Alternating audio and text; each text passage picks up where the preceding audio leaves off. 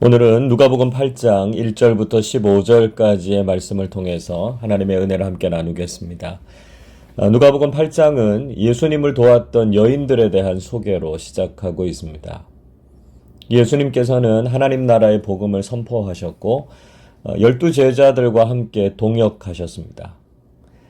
그런데 이들 외에도 7 귀신에 들렸던 막달라 마리아와 또 요한나, 수산나, 또 다른 여자들이 자기들의 소유로 예수님과 제자들을 섬겼습니다. 이처럼 하나님 나라의 사역은 이런 다양한 동역자들을 통해서 가능하다는 것이죠. 당시에 상대적으로 소외되었던 여성들이었지만 그들은 하나님 나라 사역에 아주 큰 기여를 했습니다. 지금은 오히려 교회의 사역에 여성들이 더욱 헌신적이고 주도적인 것을 볼 수 있습니다. 남성들이 좀 더 분발해야 되겠다 이런 생각이 참 많이 듭니다. 중요한 것은 주어진 상황이나 환경을 탓할 것이 아니라 우리가 주님을 사랑하는 마음으로 하나님 나라 사역에 동참해야 된다는 것이죠.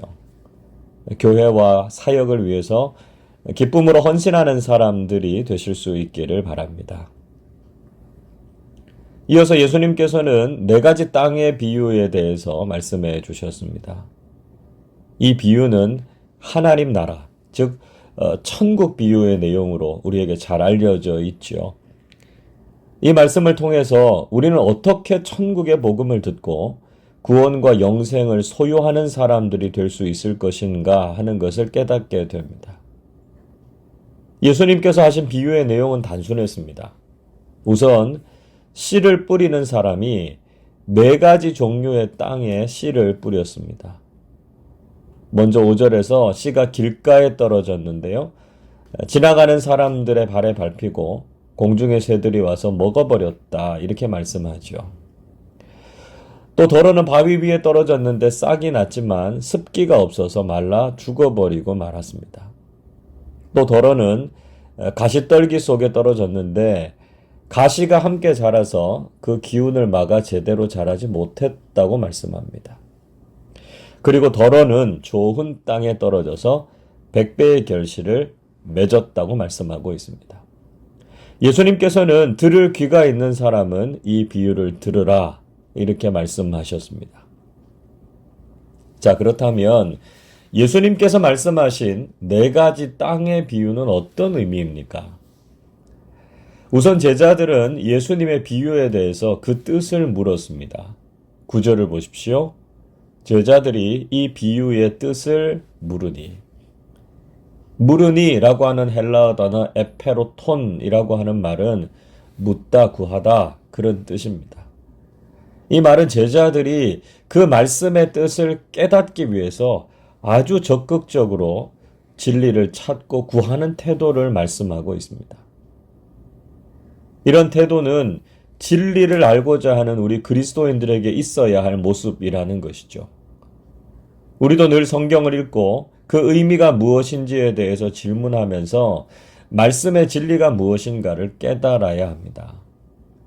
복음에 대한 진지한 관심과 또 끝없는 구도자의 모습을 가지고 하나님의 말씀을 바르게 이해하고 깨닫는 사람들이 되실 수 있기를 바랍니다.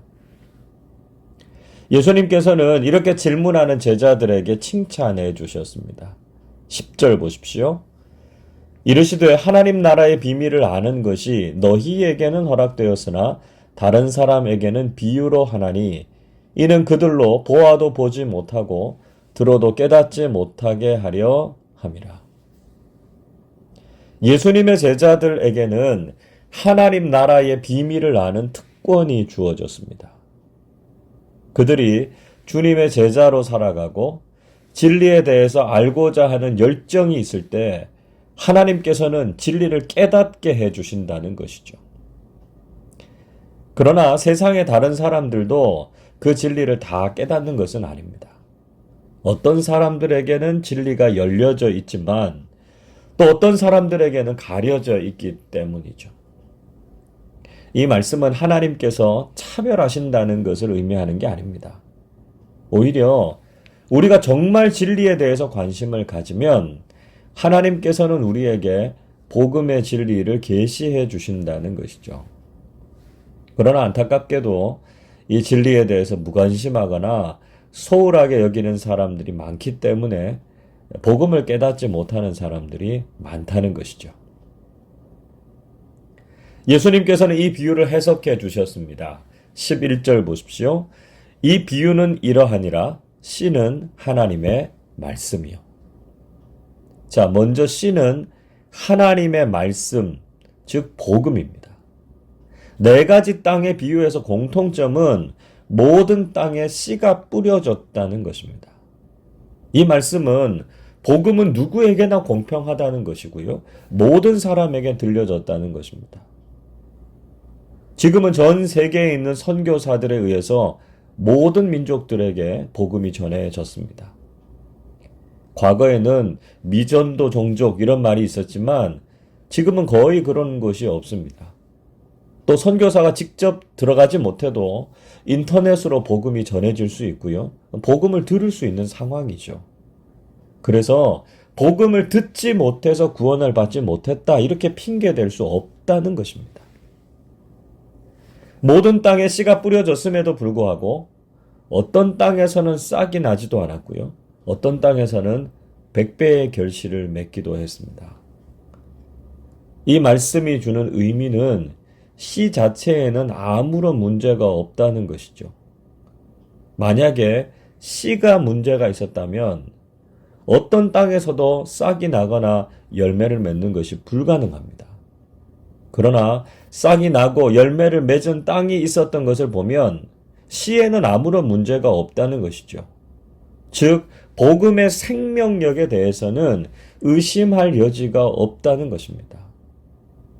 전도가 잘 안 되거나 복음이 잘 받아들여지지 않는 곳이 있다고 할지라도 복음 그 자체가 생명력이나 능력이 없기 때문이 아니라는 것이죠. 그러니까 문제는 씨에 있는 것이 아니라 땅에 있다는 것입니다. 우리가 말씀을 듣고도 은혜를 받지 못하거나 변화가 일어나지 않는 이유는 복음의 문제가 아니라 말씀을 듣는 우리 마음의 문제라는 것이죠. 이 시간 우리가 선포되는 하나님의 말씀 앞에서 어떤 마음을 가져야 하는지 점검해 보실 수 있기를 바랍니다. 자, 먼저 예수님께서는 길가와 같은 마음에 대해서 설명해 주셨습니다. 12절 말씀 보십시오. 길가에 있다는 것은 말씀을 들은 자니 이에 마귀가 가서 그들이 믿어 구원을 얻지 못하게 하려고 말씀을 그 마음에서 빼앗는 것이요. 길가와 같은 마음은 비록 말씀을 들었지만 마귀가 그 말씀을 듣고 구원을 얻지 못하게 하려고 말씀을 그 마음에서 빼앗아 갔다는 것입니다. 이것을 통해서 확인할 수 있는 것은 우리가 하나님의 말씀을 듣고 구원을 얻는 것을 방해하는 세력들이 있다는 것이죠. 마귀는 여러 가지 방법으로 우리가 하나님의 말씀을 듣지 못하도록 합니다. 교회에 나오지 못하게 하고 삶을 분주하게 만들고 하나님의 말씀에 집중하지 못하게 하는 경우가 많습니다. 그래서 말씀을 들었지만 그 복음이 우리의 마음에 아예 들어가지 못하도록 방해합니다. 우리는 이런 방해를 딛고 하나님의 말씀을 듣는 일에 집중해야 된다는 것이죠. 둘째로 바위 위와 같은 마음에 대해서 설명해 주셨습니다. 13절 보십시오.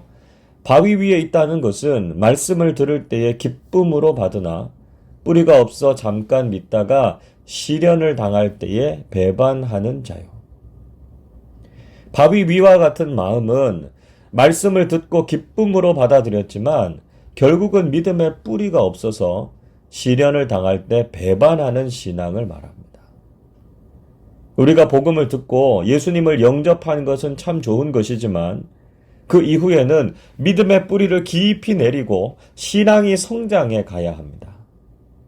그런데 믿음의 뿌리가 얕으면 신앙생활을 하다가 고난과 시련을 만나게 될 때 믿음이 흔들리게 되는 것이죠. 그래서 결국 그 시련을 이기지 못하고 교회를 떠나는 사람들을 보게 됩니다.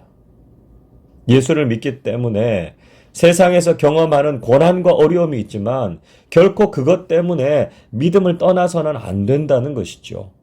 믿음의 뿌리를 깊이 내리고 그 어떤 고난과 시련에도 흔들리지 않는 견고한 믿음을 가져야 한다는 것입니다. 셋째로 가시떨기와 같은 마음에 대해서 설명해 주셨습니다. 14절 보십시오.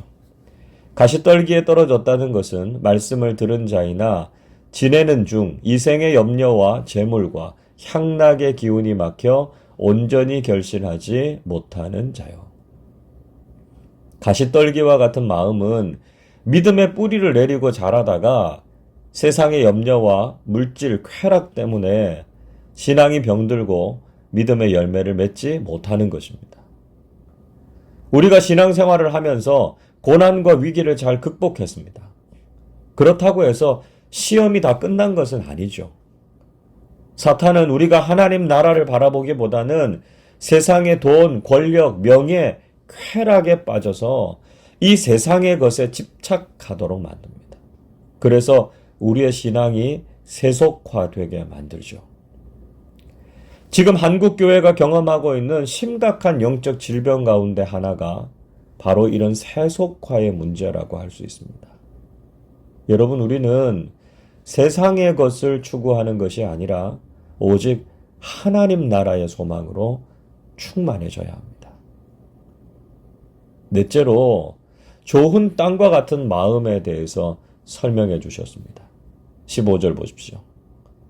좋은 땅에 있다는 것은 착하고 좋은 마음으로 말씀을 듣고 지키어 인내로 결실하는 자니라. 좋은 땅과 같은 마음은 착하고 좋은 마음으로 말씀을 듣고 인내로 열매를 맺는 신앙이라고 말씀하셨습니다. 우리가 복음을 들을 때 그 말씀에 순종하고 인내하면서 말씀대로 살아야 한다는 것이죠. 바로 그때 복음은 100배의 풍성한 열매를 맺게 됩니다. 물론 우리가 말씀을 듣고 순종하는 삶은 결코 쉽지 않습니다. 말씀대로 살아가기 위해서는 우리에게 믿음의 인내가 필요합니다. 그러나 순종하고 인내하는 삶을 통해서 하나님의 약속은 우리의 삶에 풍성한 열매를 맺게 하신다는 것이죠. 여러분, 오늘 이 새벽에 다시 한번 우리의 마음을 점검해 보시기를 바랍니다. 지금 우리는 어떤 마음으로 복음을 듣고 있습니까? 길가나 바위 위 가시떨기 같은 마음이 있다면 성령님께서 우리의 마음밭을 기경하시고 가시덤불을 제거해 주시도록 기도하실 수 있기를 바랍니다. 그리고 우리의 마음이 좋은 땅이 되어서 복음의 열매가 풍성하게 맺히는 믿음의 삶을 살아가시기를 바랍니다. 날마다 말씀을 듣고 지켜서 인내함으로 믿음의 열매를 풍성하게 맺고 천국의 기쁨과 그 축복을 경험하면서 살아가시기를 주님의 이름으로 축원합니다. 기도하겠습니다. 사랑의 하나님 아버지, 저희들에게 천국의 복음을 들려주시고 그 복음을 믿고 지켜서 하나님 나라의 복을 누리며 살아가게 하시니 감사드립니다. 그러나 이 시간에 저희들의 마음을 다시 한번 살펴보게 해 주시옵소서. 혹시 우리가 복음에 무관심한 길가와 같은 마음, 믿음의 뿌리가 얕은 바위 위와 같은 마음, 세상의 것에 마음이 다 빼앗겨버린 가시떨기와 같은 마음이 있다면 이 시간 성령님께서 저희들의 마음을 기경하시고 변화시켜 주시옵소서. 그래서 말씀을 듣는 우리 모두가 좋은 마음이 되어서 말씀을 기쁨으로 받아들이고 그 말씀대로 살아서 복음의 열매를 맺는 삶을 살게 해 주시옵소서. 오늘 하루도 말씀대로 살고 말씀대로 순종해서 말씀의 복을 누리는 삶 살게 하여 주옵소서. 감사드리며 우리 주님 예수 그리스도의 이름으로 기도하옵나이다. 아멘.